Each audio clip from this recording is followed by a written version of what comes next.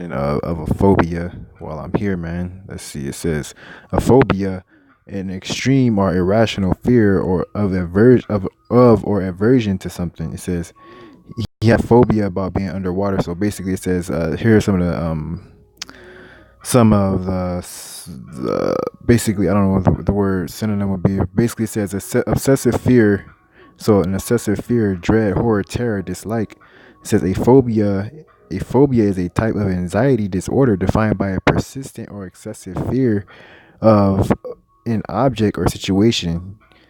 It says so basically a fear would be a phobia is pretty much just a fear.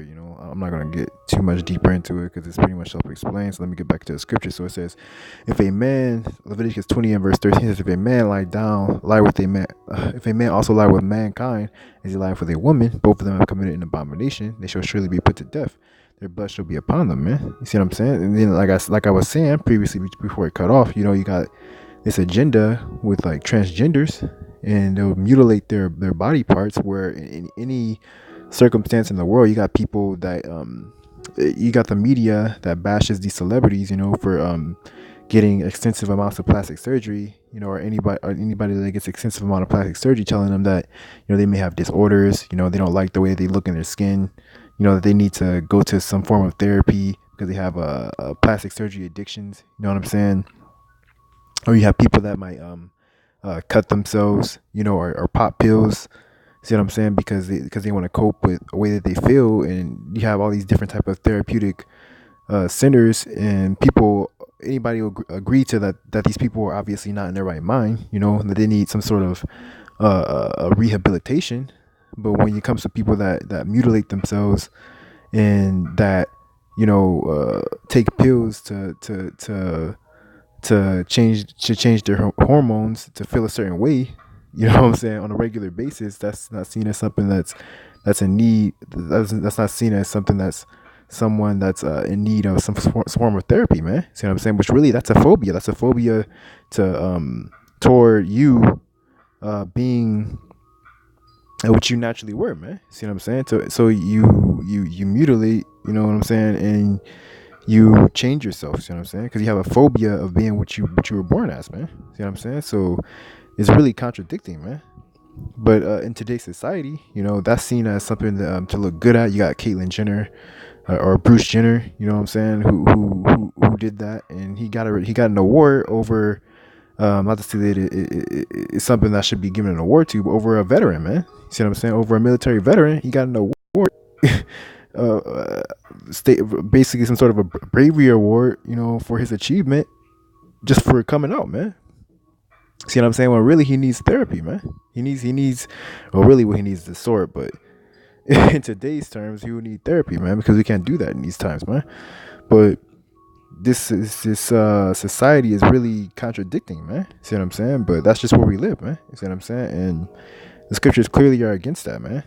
See what I'm saying? So let me just get some more, man, just to back that up, because I already have some lined up, man.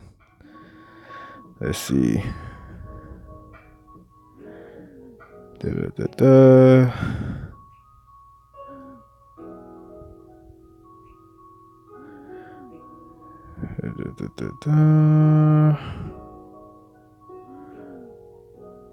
Let's see. Salakia.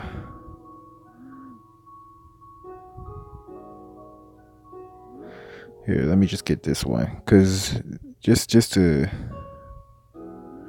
get this, Proverbs 26 and verse 24, man. It says, let's go to the top. So let's get 26 and verse 24. It says, verse 23, I'll start at. It says, burning lips and a wicked heart are like a potsherd covered with silver dross. And verse 24 says, he that dissembleth with his lips and layeth up this, layeth up deceit within him. When he speaketh fair, believe not him, for there are 7 abominations in his heart, man. So you see what I'm saying? So you literally disassemble the truth with their lips and lay up deceit in their heart. So basically, they're literally convincing themselves that what they believe is true, man. When they know damn well that it's not, man. So you have people coming up to the camp, just not just in general, man. People coming up to the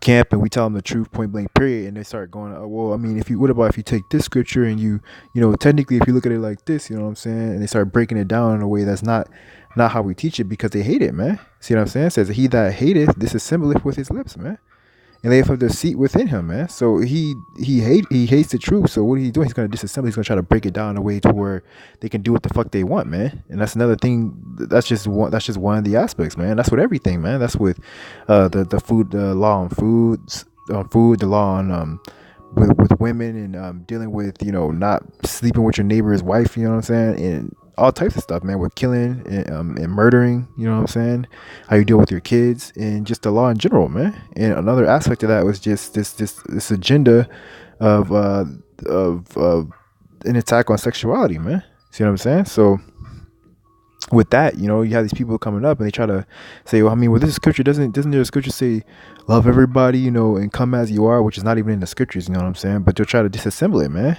because they hate it. They hate the truth, man. So they disassemble with their lips, man.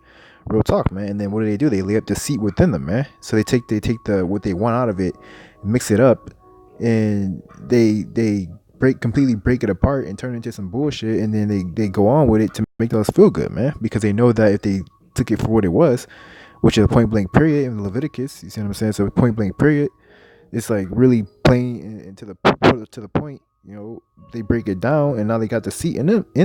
See what I'm saying? And now when they speak fair, and they talk about the way that they believe on the scriptures, which is not true, see what I'm saying, or whatever belief that they go by, it's deceit, man. See what I'm saying? And it says there's 7 abominations in his heart, man. See what I'm saying? Because they know that they had to mix in that bullshit with the truth, you know, to even make it somewhat believable, man, to themselves, man. So let's see. To make it believable, man, but it's not. It's still point blank period, man. I'm just gonna keep getting more scriptures to back it up, man. So let's get it, man. Let's see. Leviticus 20 and 13. Yeah, I'm gonna get the other one in Leviticus. Says, if a man I think I just read this one. It says, if a man also lie with mankind as he lied with a woman, both of them have committed an abomination, they shall surely be put to death. Their blood shall be upon them, man. So point blank period, man. They should be put to death, man. Let's get the other one in Leviticus. Leviticus 18 and verse 23, man. It says, thou shalt not lie with mankind as a womankind. It is an abomination, man.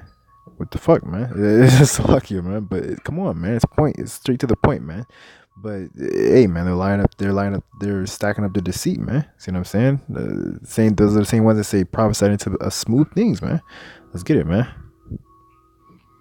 Because they don't want the truth, man. They don't want the truth, man. They want you to tell them what makes them feel good, man. But that's just not how it is, man. You see what I'm saying? That's why it's not for them, man. Because the truth hurts, man.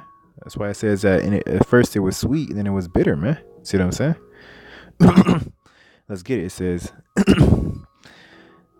so this is just going in on Israel as a whole, man. It says Isaiah 30 and verse 9. It says, let's see. It says, Leviticus 30 and verse 9 says that this is a rebellious people, lying children that will not hear the law of the Lord, man. It says, which say to the seers, see not, and to the prophets, prophesy not, unto us right things, speak unto us smooth things, prophesy deceits, man. So yeah, deceits, man. So what are they doing?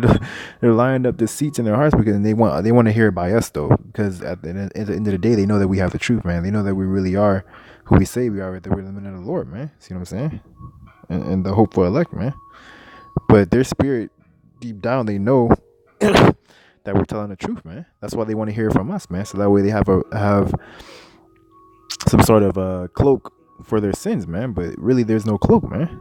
It says, verse 11 says, get you out of the way, turn aside out of the path, cause the Holy One of Israel to cease from before us, man. So you see what I'm saying? So they want basically to take the Lord out of the equation, man. So wherefore, thus saith the Holy One of Israel, because you despise this word and trust in oppression and perverseness and stay thereon, therefore this iniquity shall be on you as a breach ready to fall, swelling out in a highway, in a high wall, whose breaking cometh suddenly at an instant, man. So yeah, that's that groping at noonday, man. See what I'm saying? Swelling out in a high wall, whose breaking cometh suddenly at noonday, man. So so their protection is gonna be on the perverseness and the treachery and the oppression that they stay on, man. But guess what? Eventually, that wall is gonna break down because it was built with untempered mortar, man. It's just bullshit, man. See what I'm saying? Then they're groping at noonday, but when it busts down, it's when it's too late, man. It's when they're gonna eventually have to come to light with what they did and what they're faced with, man. Because when Noah said it was gonna rain, when did they realize it, man? They knew it after they were flooding, after they were dead and they were in the water, man. Then they realized, oh shit, it's raining because it came as a flash, man, low key, man. So pretty much it was a flash flood, man, and they knew, oh shit, they got that when they were talking to smack, and then they looked up, got hit in the forehead with a drip. They're like, oh man, what's going on, man? You know what I'm saying? And then guess what? Next thing you know, you flooded out, man. And that's why the scriptures say that the same shall know it after death by pain, man. Which also goes into shows you that when you die, you go on the rest, man, and you go into your right mind, because it says they shall know it after death by pain, man. So you don't just black out and just go nowhere, man. See what I'm saying? You go into a place to where you're in your right mind, man. See what I'm saying? And then you're reincarnated, man. That's how you get the knowledge after death by pain, man. See what I'm saying? So let's keep going, man.